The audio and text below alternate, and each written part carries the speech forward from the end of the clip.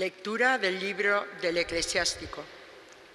Como se separa la grasa en el sacrificio de comunión, así David fue separado de entre los hijos de Israel.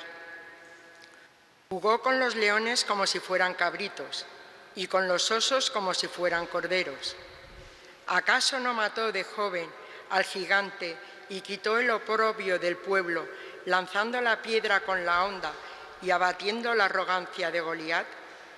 Porque invocó al Señor Altísimo, quien dio vigor a su diestra, para aniquilar al potente guerrero y reafirmar el poder de su pueblo. Por eso lo glorificaron por los 10.000 y lo alabaron por las bendiciones del Señor, ofreciéndole la diadema de la gloria.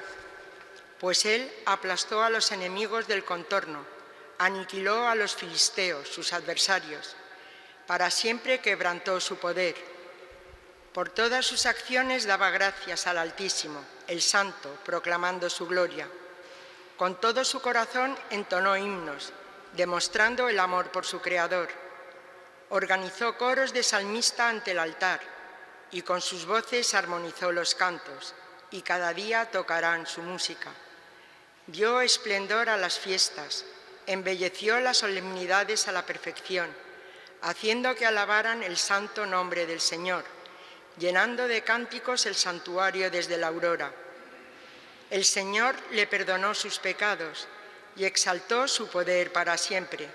Le otorgó una alianza real y un trono de gloria en Israel. Palabra de Dios. Alabamos. Bendito sea mi Dios y Salvador. Bendito sea mi Dios y Salvador. Perfecto es el camino de Dios. Acendrada es la promesa del Señor. Él es escudo para los que a Él se acogen. Bendito sea mi Dios y Salvador. Viva el Señor, bendita sea mi roca. Sea ensalzado mi Dios y Salvador. Te daré gracias entre las naciones, Señor, y tañeré en honor de tu nombre. Bendito sea mi Dios y Salvador.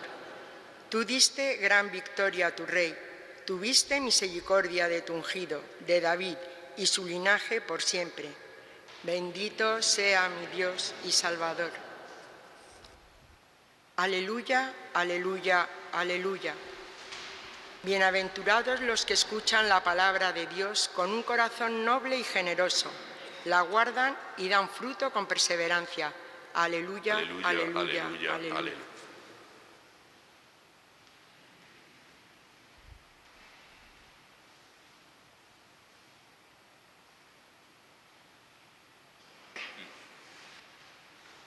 El Señor esté con vosotros. Lectura del Santo Evangelio según San Marcos. En aquel tiempo, como la fama de Jesús se había extendido, el rey Herodes oyó hablar de él.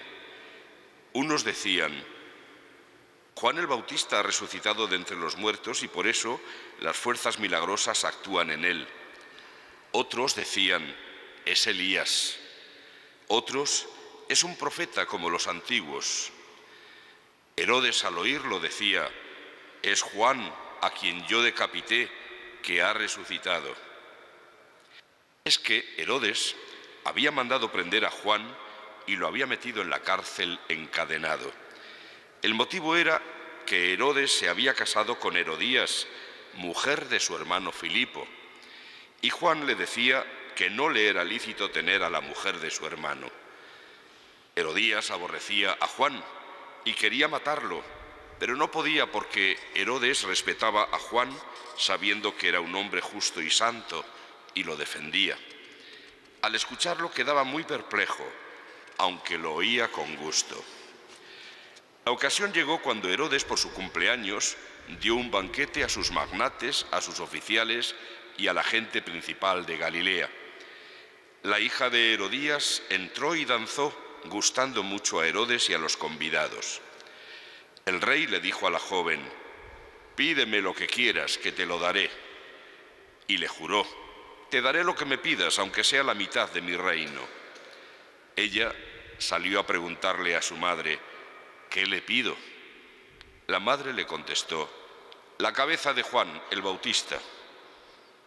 Entró ella enseguida a toda prisa, se acercó al rey y le pidió: quiero que ahora mismo me des en una bandeja la cabeza de Juan el Bautista. El rey se puso muy triste, pero por el juramento y los convidados no quiso desairarla. Enseguida le mandó a uno de su guardia que trajese la cabeza de Juan.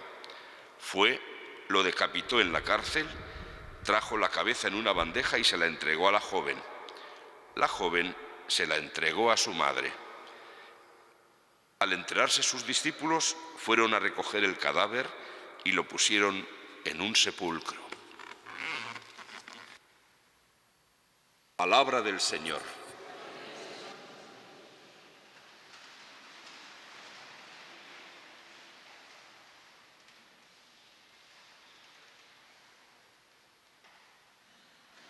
Palabra del Señor. O antes hemos aclamado Palabra de Dios. Con eso lo que queremos es recordar que efectivamente ha sido el Señor quien nos ha hablado. Ahora, esta misma mañana, y con palabras que nosotros podemos oír con nuestros oídos y entender con nuestra inteligencia, aun cuando ciertamente a veces hay que hacer un esfuerzo de comprensión por varias razones. Primero, porque cuando el Espíritu Santo inspira a los escritores sagrados para que pongan por escrito lo que Él quiere decir a la humanidad, lo hace respetando siempre la forma de pensar, la cultura y el momento en concreto en que se escribe todo esto, y por lo tanto se adapta a los conocimientos de los seres humanos. Tan solo diríamos que usa de sus facultades, de las facultades del ser humano, para decir todo y solo lo que Dios quiere que se diga. Pero naturalmente la palabra de Dios viene envuelta en palabra humana, y la palabra humana hay que saberla leer, hay que saberla interpretar, porque a lo largo de toda la Sagrada Escritura vamos a encontrarnos con muchos, los que llamamos géneros literarios, es decir, hay poesía, hay incluso una obra de teatro, hay profecía, que es un género especial de la Sagrada Escritura y del mundo del Antiguo Testamento y del Nuevo. Hay también otro género especial, que son los evangelios. Eso no existe en ninguna otra parte del mundo. Existen las cartas de los apóstoles, pero unas cartas muy especiales. No son como las cartas normales de la gente que se escribe para contarse: hemos estado en tal sitio y hemos visto esto y lo otro. No, las cartas que tenemos contenidas en el Nuevo Testamento son cartas de un pastor a su comunidad, con la que quiere guiarles, completar su formación, exhortarles, etc. Por lo tanto, todo eso hay que tenerlo en cuenta a la hora de leer la palabra de Dios. Hoy hemos escuchado unos relatos en donde se nos habla de unos personajes. En el primero hemos escuchado uno de la época de los libros llamados sapienciales, es decir, la última época del Antiguo Testamento, donde se hace un elogio del rey David, de cuyas peripecias hemos venido escuchando a lo largo de los últimos días. Y se hace un elogio del rey David que no sin motivo fue y sigue siendo muy apreciado en la historia de Israel, hasta el punto de que el futuro Mesías era anunciado como el hijo de David, es decir, descendiente de David. Al mismo Jesús, efectivamente, le van a aplicar ese título. Por ejemplo, aquel ciego de Jericó: Jesús, hijo de David, ten compasión de mí. También con ese título fue recibido Jesús en Jerusalén el día del Domingo de Ramos. Bendito el que viene, el Señor, el Rey, el Hijo de David.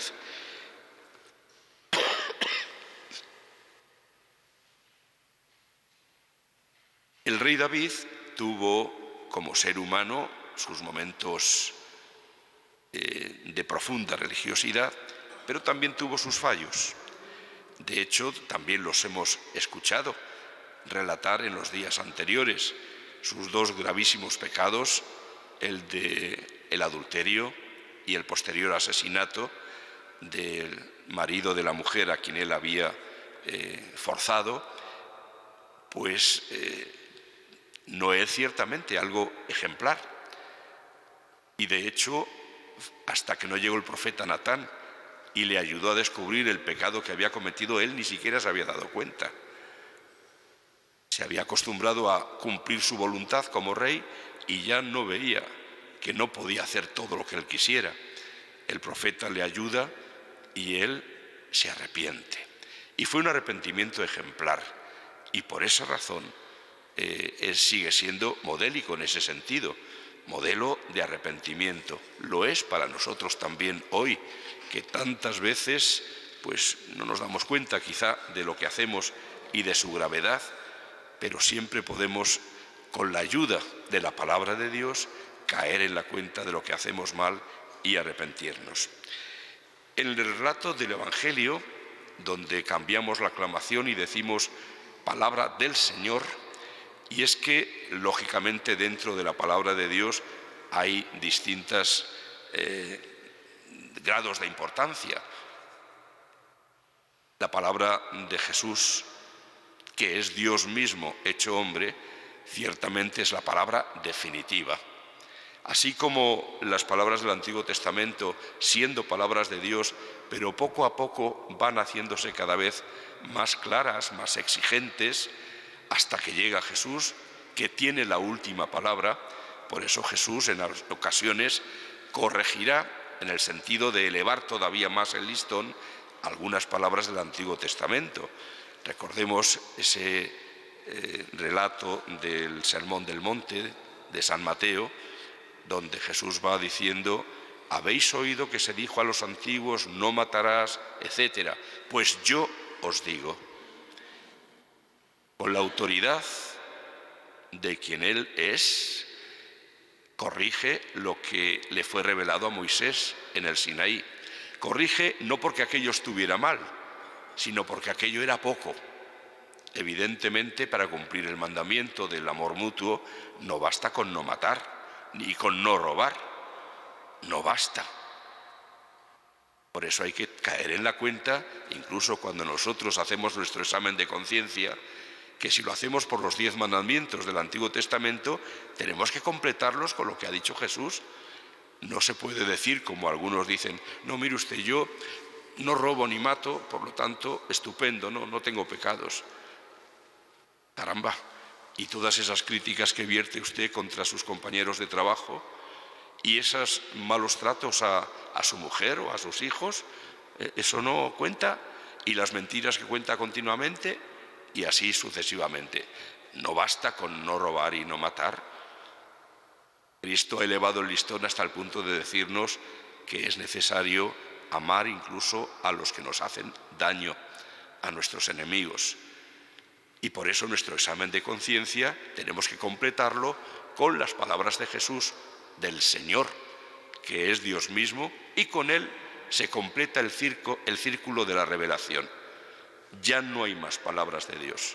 Con Cristo Dios nos ha dicho su última palabra. En Cristo se acaba la revelación. Por eso sus palabras para nosotros tienen especial importancia y por eso la aclamamos de manera especial.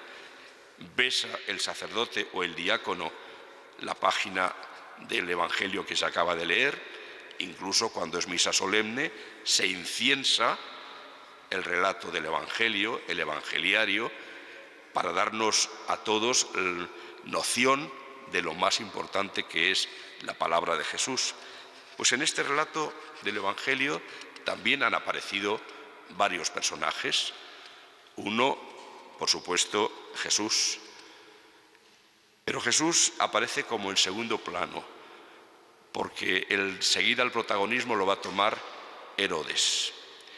Herodes, a quien le llega noticia de lo que hace y dice Jesús, y piensa que es Juan el Bautista a quien él había mandado ejecutar. Y entonces nos introduce San Marcos el relato de lo que había ocurrido previamente. Tenemos otro nuevo personaje, Juan Bautista, que había acusado al rey Herodes y a aquella con quien se había casado, que era su cuñada, de haber cometido un acto indigno, un pecado ante Dios.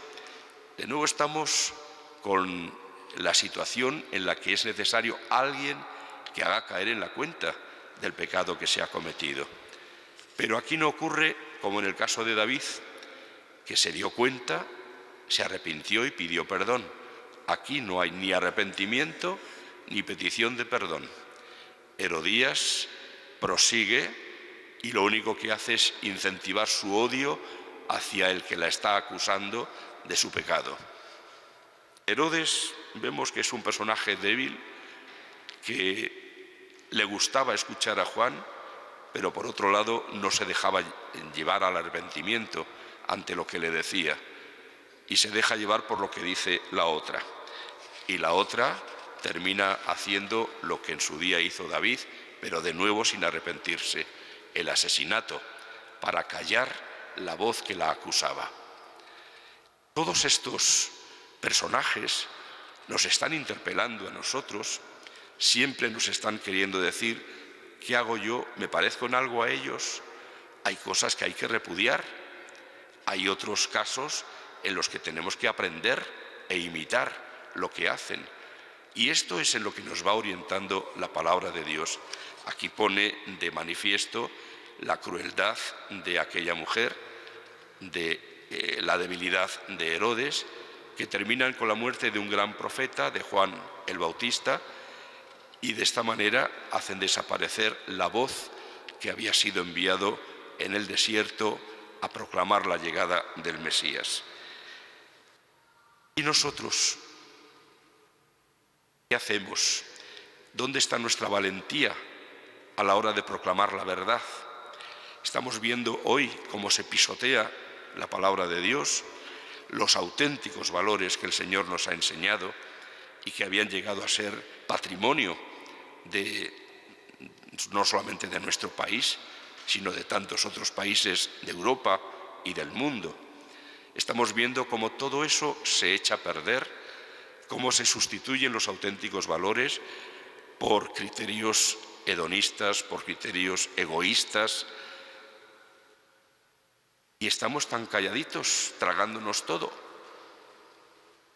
No es que tengamos que andar haciendo continuamente manifestaciones, pero hombre, tragarnos todo, callarnos ante todo.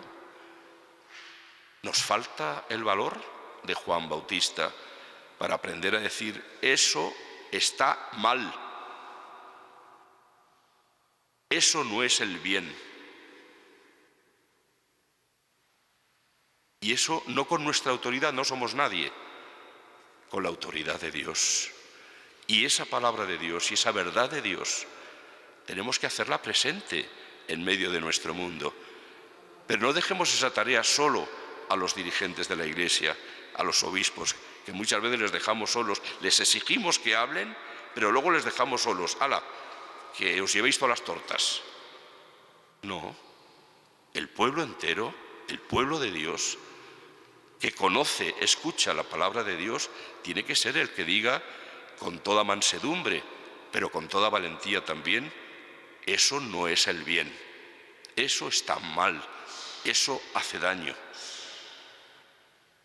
Pidamos al Señor el valor necesario para, insisto, con toda humildad, pero también con valor, saber decir la palabra de Dios a nuestro mundo y decir después como Jesús: el que tenga oídos para oír, que oiga.